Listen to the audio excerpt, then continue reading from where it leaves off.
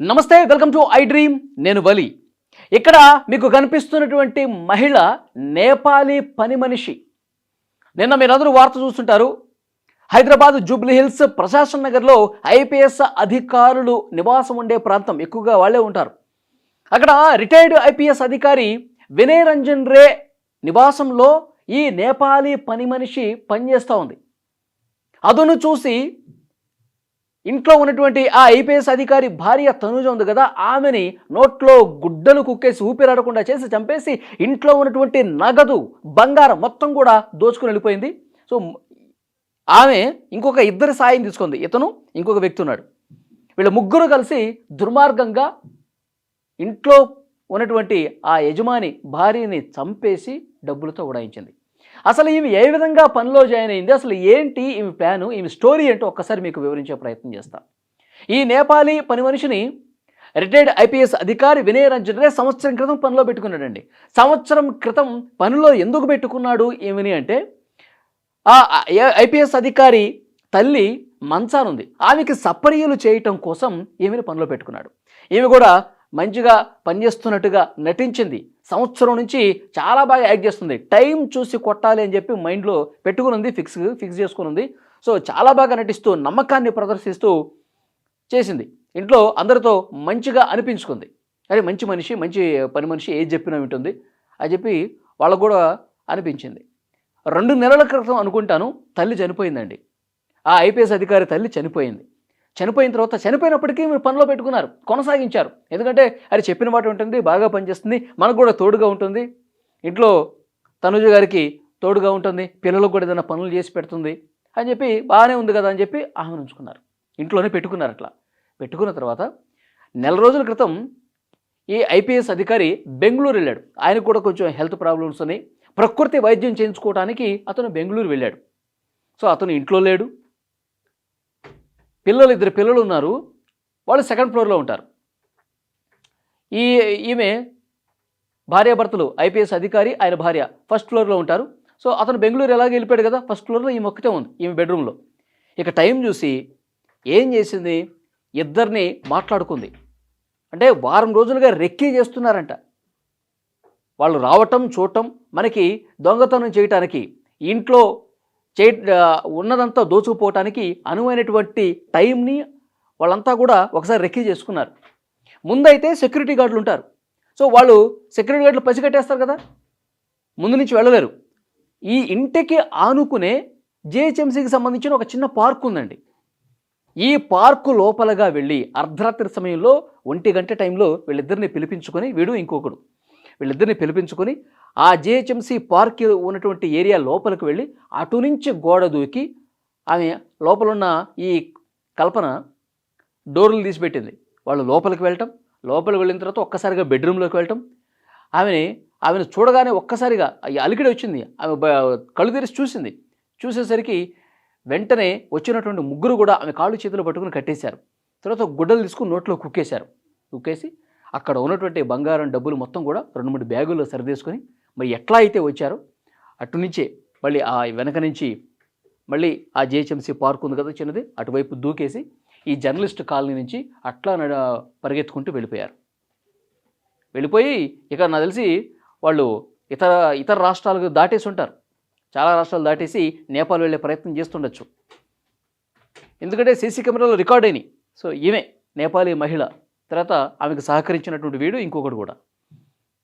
వెంటనే పోలీస్ అధికారులు ఈ విషయం ఎట్లా తెలిసింది, 2nd ఫ్లోర్లో ఉంటారు కదా పిల్లలు, ఏంటి 7 అయింది 8 అయింది ఇంకా మదరు రోజు లేచి మాట్లాడేది కదా, పలకరించేది కదా, ఎందుకు లేవలేదు, ఆమెకైనా హెల్త్ బాగాలేదు అని చెప్పి ఇంట్లోకి వచ్చి చూశారు.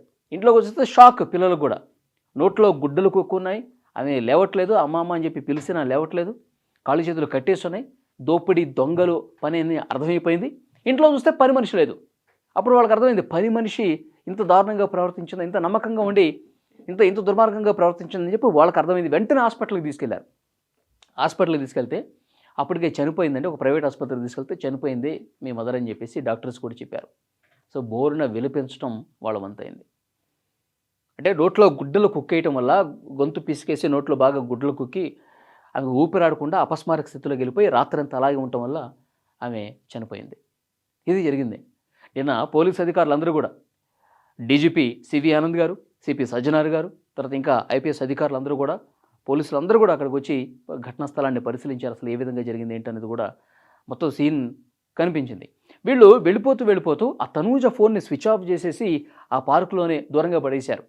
తర్వాత వాళ్ళు 2 ఫోన్లు పడేశారంట, ఇంట్లో ఉన్నటువంటి ఫోన్లు. మరి వాళ్ళ ఫోన్లు కూడా ఎక్కడన్నా వీళ్ళు కాల్స్ ట్రేస్ చేస్తారా, సిగ్నల్ ట్రేస్ చేస్తారని చెప్పి ఆమె ఫోను, తర్వాత ఇంట్లో ఉన్నటువంటి తనుజ గారి ఫోను మొత్తం దూరంగా విసిరేసి అటువైపు నుంచి గోడ దూకేసి పార్కులో గుండా వెళ్ళిపోయినట్టుగా తెలుస్తోంది. సో పోలీసులు మొత్తం 10 బృందాలనండి, 10 బృందాలని అనేక రాష్ట్రాలకు పంపించేశారు. నేపాల్ సరిహద్దులో కూడా ఇన్ఫర్మేషన్ పాస్ చేసేసి అక్కడ కూడా వెతుకుతూ ఉన్నారు. సో ఇంతవరకు వాళ్ళు కనపడలేదు, వాళ్ళ కోసం వెతుకుతూ ఉన్నారు. ఎంత దూరం వెళ్ళినా సరే వాడిని ఎట్టి పరిస్థితుల్లో ఇంకొక 24 నుంచి 48 గంటల్లో పట్టుకొని తీరుతామని చెప్తున్నారు.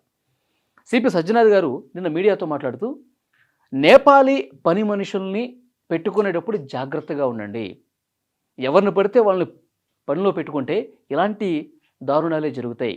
కాబట్టి పని మనుషులు, అందులోనూ నేపాలీ వాళ్ళు ఘటనలు ఈ మధ్య ఎక్కువైపోతా ఉన్నాయి. టైం చూసుకుని ఇంట్లో దొంగతనాలు చేయటమే కాదు, అడ్డొస్తే చంపడానికి కూడా కొంతమంది ముఠాలు ఈ విధంగా పనిచేస్తున్నట్టుగా తెలుస్తోంది. కాబట్టి ప్రతి ఒక్కరు కూడా, సంపన్నులు ఎవరైనా బడా వ్యాపారులు కావచ్చు, ఈ జూబ్లీ హిల్స్, బంజారా హిల్స్, వీళ్ళు సెక్యూరిటీ గార్డులుగా లేదంటే పని మనుషులుగా నేపాలీ వాళ్ళని పెట్టుకుంటారు. సో డెఫినెట్గా వాళ్ళని నియమించుకునేటప్పుడు కొన్ని జాగ్రత్తలు అయితే తీసుకోండి అని చెప్పి ఒక చర్చ అయితే నడుస్తూ ఉంది. ఐపీఎస్ అధికారుల ఇళ్లలోనే ఈ విధంగా దొంగతనాలు, మర్డర్లు జరుగుతున్నాయంటే పరిస్థితి ఎంత దారుణంగా ఉందో అర్థమవుతుంది. అసలు మాకే భద్రత లేకపోతే ఇక సామాన్యుల పరిస్థితి ఏంటి అన్నట్టుగా సిచ్యువేషన్ కనిపిస్తోంది. పోలీసు అధికారులు ఈ కేసును చాలా సీరియస్గా తీసుకొని వాళ్ళ కోసం చాలా సీరియస్గా 10 బృందాలు వెతుకుతున్నటువంటి పరిస్థితి. వాళ్ళు ఎలాగో నేపాల్లోకి ఎంటర్ అయిపోయే పరిస్థితి ఉంది. ఎక్కడి నుంచి వచ్చారో అక్కడికి వెళ్ళిపోతారు కదా, దోచేసుకుని. మనం లైఫ్ సెటిల్ చేసుకోవాలంటే కోట్ల రూపాయలు దోచేసుకుని వెళ్ళిపోదాం అని చెప్పి అనుకుంటారు కదా. సో అందుకని నేపాల్ సరిహద్దులో ముఖ్యంగా ఎక్కువ మందిని పోలీసు అధికారులని అలర్ట్ చేసి అక్కడ గాలింపు ముమ్మరం చేసినట్టుగా తెలుస్తోంది. ఇంకొక చర్చ ఏంటంటే, అసలు నేపాలీ పనిచేసే వాళ్ళు కావచ్చు, వాళ్ళు సెక్యూరిటీ గార్డులు కావచ్చు, వాళ్ళు పెట్టుకునే ముందు ఒక వ్యవస్థ ఏర్పాటు చేస్తే బాగుంటుంది. ఎవరిని పడితే వాళ్ళని నియమించుకోకుండా నేపాలీ పెద్ద మనుషులు ఒక సంఘాన్ని ఏర్పాటు చేసి, ఒక వ్యవస్థను ఏర్పాటు చేసి, వాళ్ళు పనుల కోసం రిక్రూట్ చేసుకునేటప్పుడు వాళ్ళ ఫుల్ డీటెయిల్స్, వాళ్ళు ఎక్కడ పుట్టారు, ఎక్కడ పెరిగారు, ఏం చదువుకున్నారు, వాళ్ళు ఇంతకుముందు ఎక్కడన్నా పనిచేసినటువంటి అనుభవం ఉందా, వాళ్ళ గత చరిత్ర ఏంటి, ఏమన్నా నేర చరిత్ర ఉందా లేదా, ఇవన్నీ కూడా క్రాస్ చెక్ చేసుకునే ఒక వ్యవస్థ ఉండి, ఆ వ్యవస్థ ద్వారా ఈ విధంగా పనిలో పెట్టుకుంటే రిక్రూట్మెంట్స్ జరిగితే కొంత సేఫ్ అనే ఒక చర్చ జరుగుతోంది. ఇష్టారీతన ఏవేవో ఏజెన్సీలు సెక్యూరిటీ గార్డులు ఇట్లా పని మనుషుల్ని వదిలేస్తే సమాజం మీదకి ఇలాంటి దుర్మార్గాలే జరుగుతాయి. ఎవరు ఎలా ఉంటారో తెలియదు. కాబట్టి దీని మీద నిఘా పెట్టాల్సినటువంటి అవసరం ఉందని పోలీసులు చెప్తూ ఉన్నారు. ఇంకొక ముఖ్యమైనటువంటి విషయం ఏంటంటే, నేపాలీ ముఠాలు మెట్రో సిటీస్లో ఎక్కువగా సంచరిస్తూ ఉన్నాయి. నేపాలీ ముఠాలు కొంతమంది ఇట్లా డబ్బులు కాజేసే ముఠా, మంచిగా పనిలో చేరి మంచిగా నటించి దోచేసుకునే ముఠాలు కొన్ని రంగంలోకి దిగాయి. హైదరాబాదే కాదు, బెంగళూరు, ముంబై, చెన్నై, ఢిల్లీ, సో ఇలాంటి ప్రాంతాల్లో ఈ ముఠాలు మామూలు నేపాలీలు, పనిచేసే నేపాలీలు, గూర్ఖాలు వీళ్ళు ఉంటారు కదా, వీళ్ళలో చొరబడిపోయి ఈ ముఠాలు వీళ్ళతో కలిసిపోయి వీళ్ళు ఇళ్లలో పనుల్లోకి చేరి ఈ విధంగా దుర్మార్గాలు చేసేటువంటి ఒక ముఠాగా పోలీసులు అనుమానిస్తున్నారు. సో వీళ్ళని ఎట్టి పరిస్థితుల్లో వదిలిపెట్టే ప్రసక్తి లేదు. చాలా పకడ్బందీగా చర్యలు తీసుకుంటున్నాం. ఇక్కడ జరిగినటువంటి ఈ దుర్మార్గానికి తప్పకుండా ఆ కుటుంబానికి న్యాయం చేస్తామని కూడా పోలీసులు చెప్తా ఉన్నారు. డెఫినెట్గా ఈ వీడియో మీద మీ అభిప్రాయాన్ని కామెంట్ చేయండి.